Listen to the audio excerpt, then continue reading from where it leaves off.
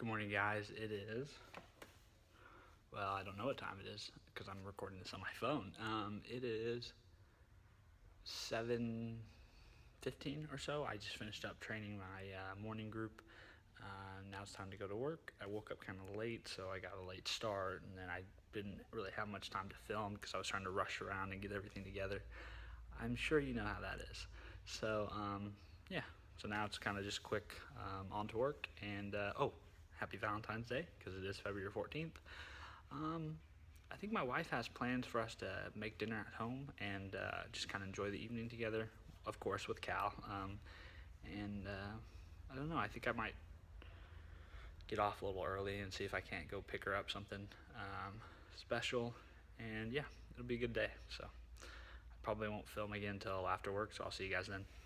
What's up, dudes? And gals, if there's girls watching this, but I think overwhelming majority of people who watch my channel is probably going to be guys. But that being said, it's 3:15 p.m. Leaving work quite a bit early, an hour and a half early. Basically just because it's Valentine's Day. Get home a little early, hopefully work out. Today I'm going to probably go on a little run, do some mobility, get that done a little early, and then have the rest of the evening with Kelsey since it is Valentine's. So spend time with her, make that a priority. And of course Cal will be there too, so make him a priority, but focus on Kelsey. I think she's going to cook some dinner. We'll probably just hang out, enjoy the evening together. But yeah, I think celebrating your marriage, finding any excuse to celebrate your relationship with your significant other, the person that you promised your life to build a life with, like any excuse to do that and make it a priority, take advantage of it. And Valentine's is one of those days. So yeah, work though was good. It was productive. I got a lot done yesterday. Lots of deadlines and squeezing timelines that I'm trying to hit. So hopefully that all comes together. But if it doesn't, it's all good. Still have my family, still got my health, still got my other passions. You know, you just got to keep that kind of stuff in perspective. Like, yes, it can be stressful. Yes, it's important. Blah blah blah. But in the large, like, grand scheme of things, life is good. What was I gonna say? So what did I get my wife for Valentine's? If you're wondering, I got her some flowers. I know, very, very, very original. I got her some flowers. I got her her favorite candy, which is Airheads, and I also got her a card. So hopefully that will be enough. What else?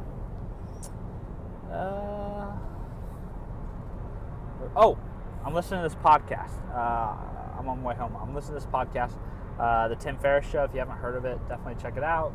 It's like the #1 podcast, I think, on iTunes, or at least for business it is. And he just interviewed a guy. I hate that I can't remember the guy's name. That's horrible. But basically his brand is Mr. Money Mustache. I believe that's his brand name. I hate that I can't remember these details.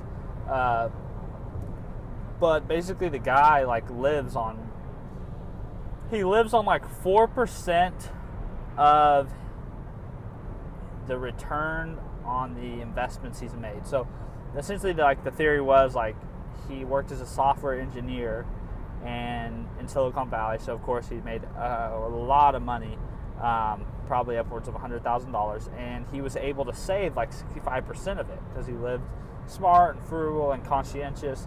And he got to a point where basically he had enough stashed away in basically just a Vanguard index fund to where he could quit his job and live off the returns.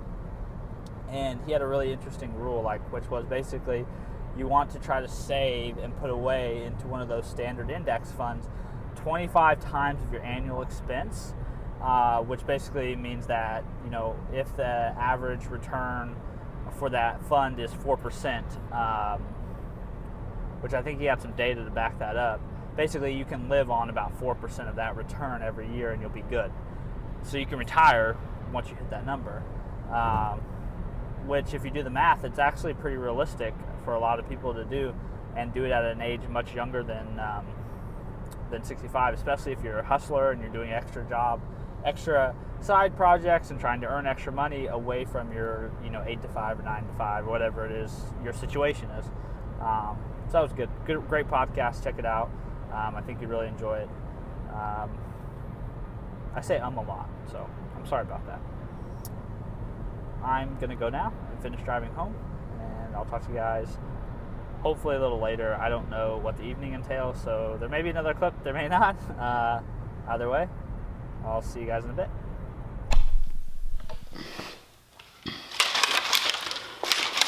Hey guys, so I made it home. Still Valentine, so made it home. Saw Cal for a little bit, talked to Kelsey. We're gonna do dinner a little later on this evening, so I'm gonna do a quick workout. I said I was gonna start running, so I'm gonna do that today. Basically like a lift Monday, Wednesday, Friday, and then do some running on Tuesdays and Thursdays, a couple days a week. I'm not an expert when it comes to running, but I do know two things across the board when it comes to exercise or training of any kind. Start slow, progress slowly. It's just a good rule of thumb. So today I'm basically going to do 20 minutes. I'm going to do a minute of running, a minute of walking. Very simple, very easy. Not going to try to kill myself, just trying to get back in the motions. I should also tell you that you shouldn't run to get fit. You should get fit to run. I'm in good shape. My joints work properly. I have the prerequisites to be able to run. So I've got all that cleared. That's important. Your ankles should function well, your knees should function well, your hips should function well, all the way up the kinetic chain before you start trying to take on a running course. But that's what I'm doing. Most people, if you are a runner, I'll tell you this, in my experience, most runners suck at doing two things: warming up, cooling down. They like to just walk out the house, start on a slow jog, increase the pace, decrease the pace, walk to cool down, and they call that a workout. You should do some kind of mobility. You should do some kind of active warm-up, right? So taking each of your joints through a full range of motion, hitting all the corners, getting yourself prepped. Then you should run. Then when you come back from running, you should cool down, right? So ideally, that cool down would involve some kind of working on problematic mobility issues, right? And it should work on breathing. So static stretching, hopefully if you know anything about FRC, which if you guys have any questions about this isn't really what the channel's about, but if you have any questions about this kind of stuff, let me know.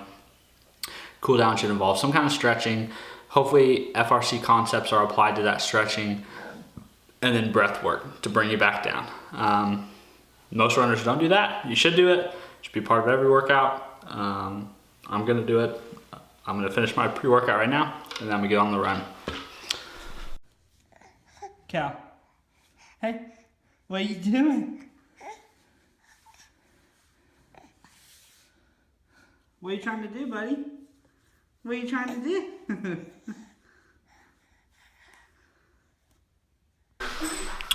So I went on my run. That went well. Much more difficult than I thought it was gonna be.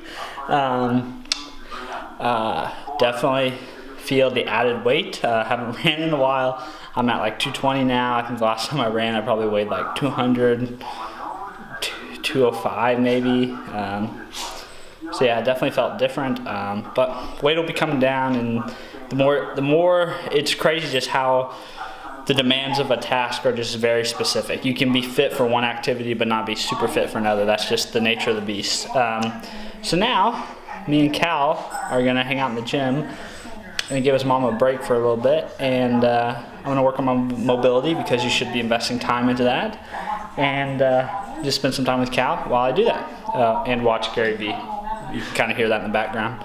So yeah, I'll see you guys after our mobility sesh. What do you think, Cal? Huh? You gotta focus a little bit. Okay, say hi. Okay. The stopwatch is more interesting.